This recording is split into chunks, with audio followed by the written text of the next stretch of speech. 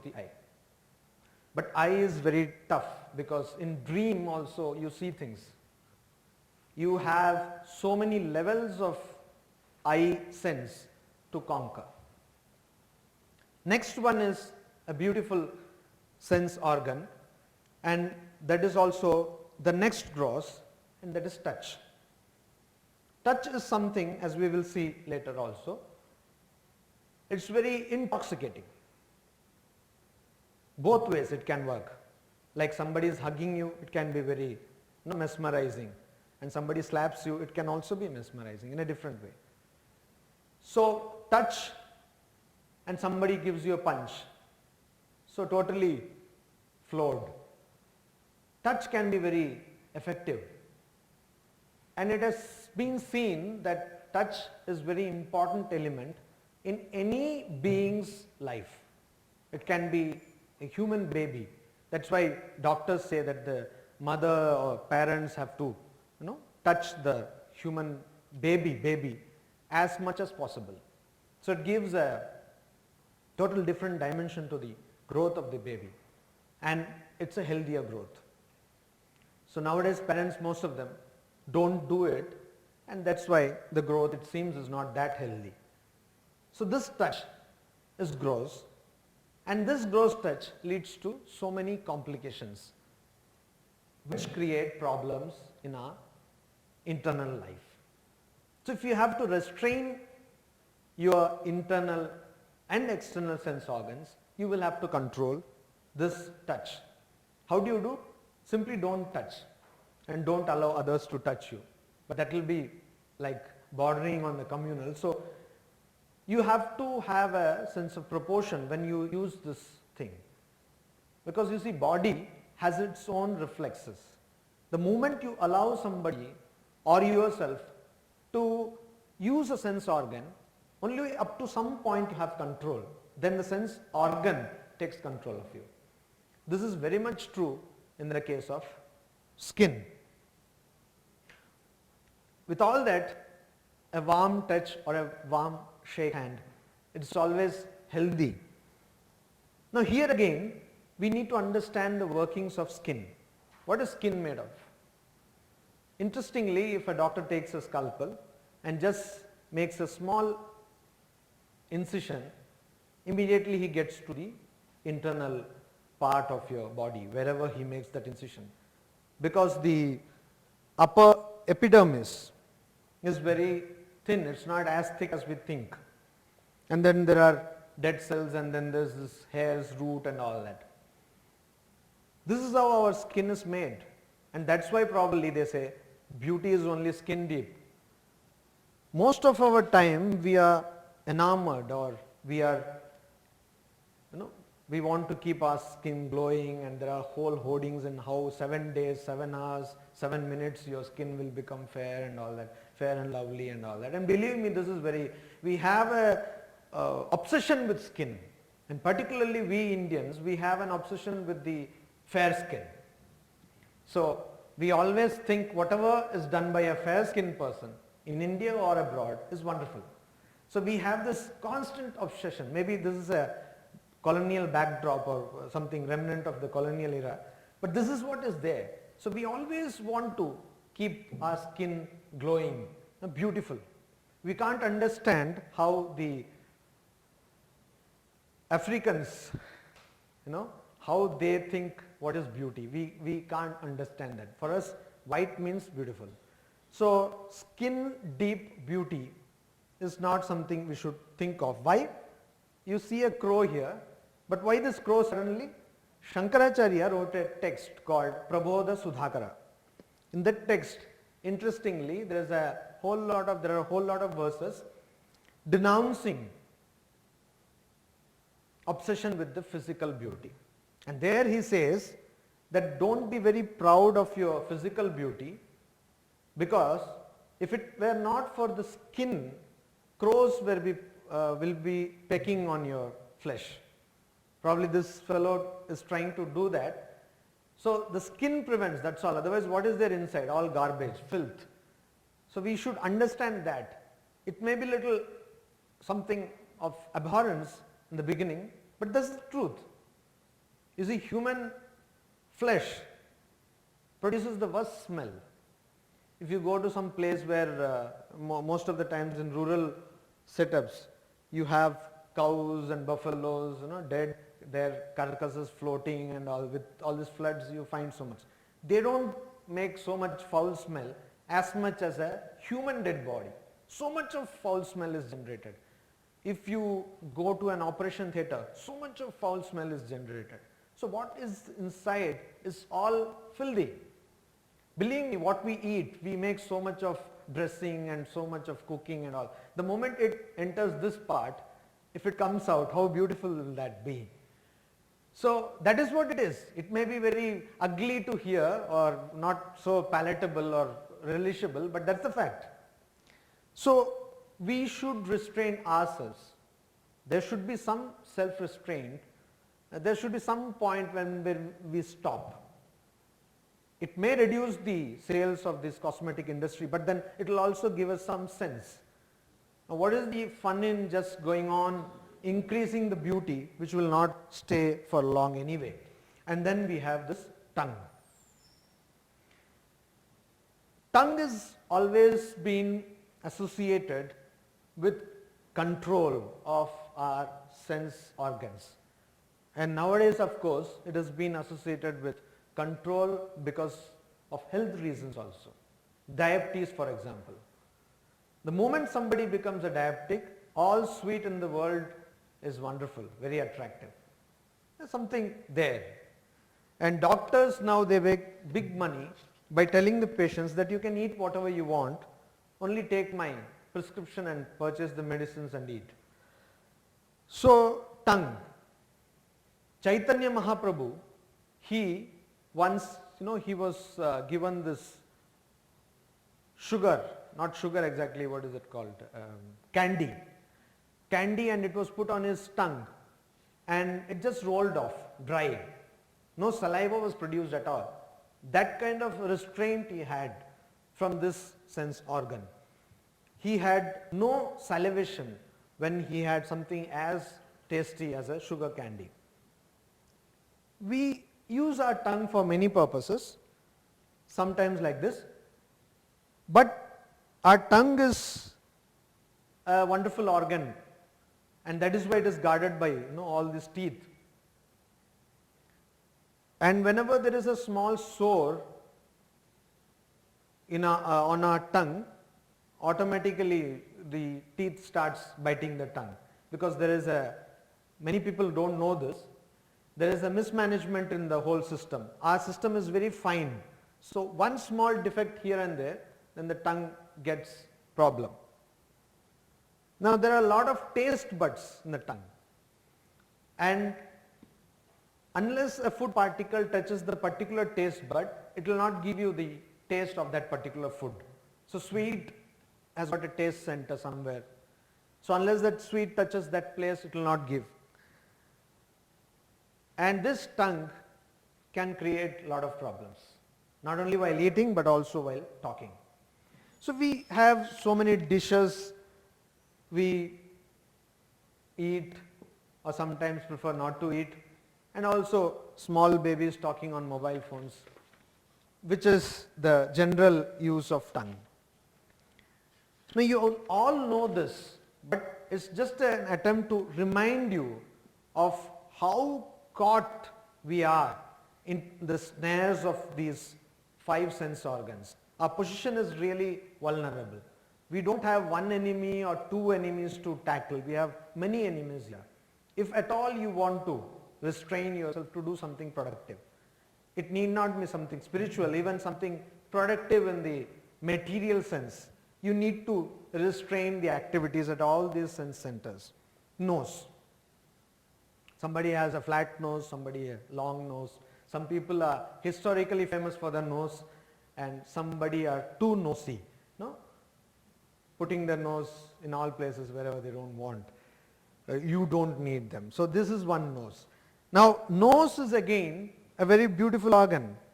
It has all kinds of sensors, and in Kolkata there is a place called Dhapa. So suddenly they start burning all kind of garbage and you have beautiful smell coming into your room. So nose can create havoc Now, to create a false sense of happiness or false sense of perfume, we use these perfumes, which again many of these perfumes create problem to the atmosphere. See, to avoid one problem, we create another problem. To avoid that problem, we create another problem, and this chain goes on. So nose is a very, then you have the ear, the most subtle sense organ. And believe me, we don't use this at all. We don't use this organ because most of the time we are not listening. Most of the times we are not able to distinguish between different sounds. Most of the times we forget what we listen to. So there is a small story which goes, all of you might have heard this, most of you might have heard this. It's told that in British India, a person, I think it happened in Kashi, Varanasi. A person was sitting in a bathing ghat, a man who did not know English, who was a Hindustani, who knew only Hindi and probably Sanskrit. He was sitting in a bathing ghat and he saw that two Englishmen fought and one killed the other. Then when the police came, he was asked to tell what happened. Then when they found out that he didn't know English, they said, okay, fine. Then he said, no, I can tell you. How can you tell us? Because I heard whatever they talked. So you don't know English, how will you tell? No, I remember everything, whatever they said. And he exactly reproduced whatever they told, though he didn't know the language. Just the sound he reproduced. And they could come to a decision. It seems it is a true incident, but these kind of people are called Shruti Dhara. Means those who can catch whatever they hear even once. That kind of control of sense organs, that kind of clarity of sense organs we lack. And that is why you see nowadays you will find very few people for classical musical concerts, a lot of people for probably a film show. So you see where is the decline? We have declined from using our most subtle sense organ and we have come down to the most gross sense organ, and that is where the difference is. Also, this ear has got something, a fluid, which as most of you know helps us in keeping us straight. I am standing erect, that is because there is some fluid inside my ear which is on balance. So that is why if you slap somebody too hard, the verticality is converted into horizontality, means that fellow is floored because the fluid gets off balance. And then we have a lot of wonderful sounds, flute, classical concerts, veena, etc. We saw 5 sense organs and we saw something which we knew, but now we will see something again we may know already, but just to remind you how difficult it is to come out of the snares of these sense organs, and also how powerful they are. This is a shloka from the Viveka Chudamani of Shankaracharya. It says, Shabdadibihi panchabireva pancha, panchatvam apuhu swagunena baddha, kuranga matanga patanga mina, bringa nara panchabiranchita kim. It says, these 5 senses, they have caused the destruction of the deer, the elephant, the moth, the fish and the black bee because they were attached to one of these 5 senses. What will happen to man who is attached to all of these 5 senses? Just by being attached to one of these 5 senses, these animals have found their doom. So what will happen to you who is attached to all of these 5 senses?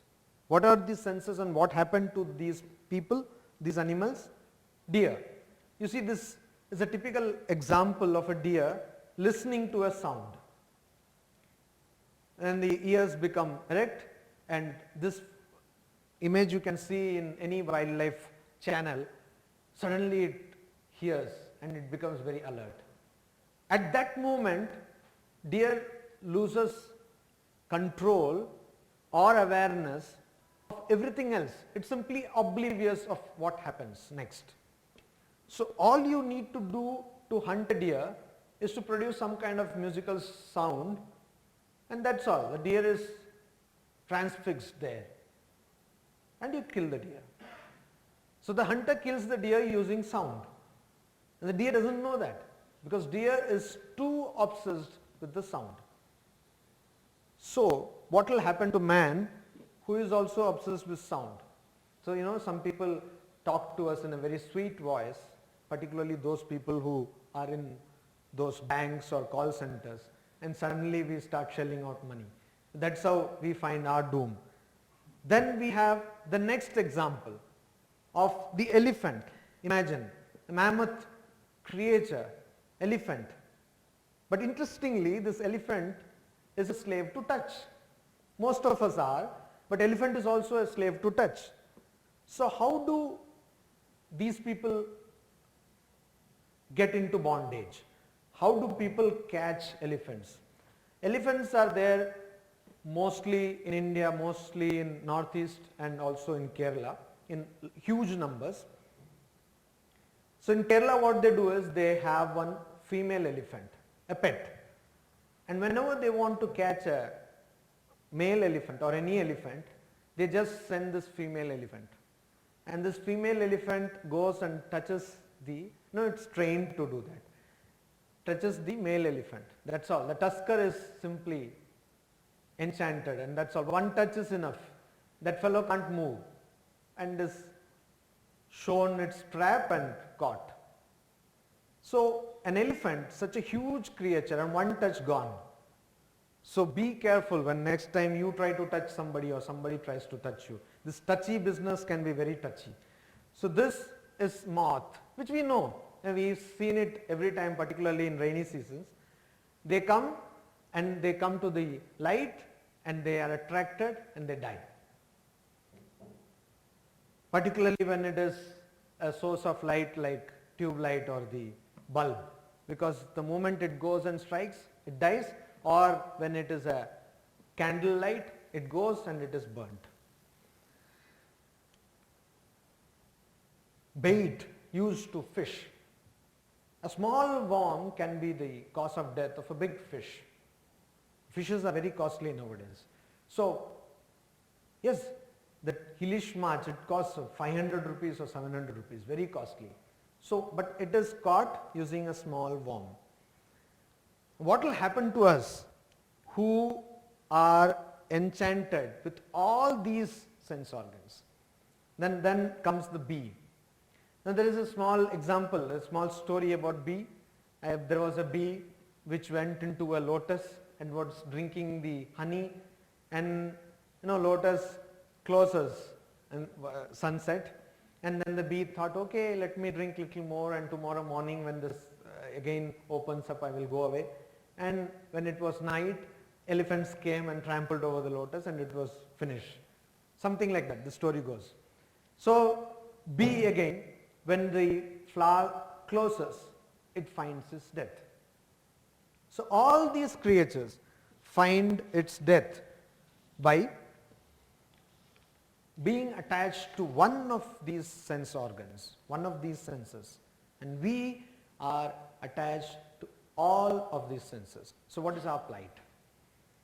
So it requires a lot of training. It requires a lot of training to overcome this kind of attachment. And how do we do that? We have to train ourselves slowly and steadily. And that is what Dhamma is all about. Dhamma means restraint of the external organs. Here again, the scriptures are very clear. They say restraint of external organs. And one commentator says that why do I need to restrain the external organs? Because that is how you will find internal peace. If I am a diabetic and always am enchanted by rasagullas, then it will be difficult for me to be at peace. So it's better to have some restraint, to find peace. And the better reason is, I may not have diabetes, but I definitely will not have the power and money to purchase whatever I like to have. You can't simply do that because you may not have the resources to own whatever you see you like, whatever you want to eat, whatever you want to touch, or whatever you want to hear. Now this man here is a psychologist, Daniel Gilbert. Now this psychologist has written a book called Stumbling on Happiness. But why do I bring him here? He is working in Harvard University. I bring him here because he came up with a concept of synthetic happiness, which of course he has derived from some experiments. In the beginning I was talking to you about homeostasis. Now, this is some balance mechanism of our body. But it seems the brain has another mechanism also of creating synthetic happiness. What is that? We will see. I brought you a talk by this person, TED talk, and we will see his own explanation. But in short it means, suppose I am given something which is little inferior than what I want to have. Suppose I want to own a Mercedes, but I have got only a Tata Indica. There is something, some mechanism in my brain which over the years will convince me that Tata Indica is far better than Mercedes Benz. I will say, see, Mercedes Benz maintenance very costly, then it is, it doesn't give mileage, then after all it is a foreign vehicle, like Tata Indica is 100% Indian car, and blah blah blah blah blah.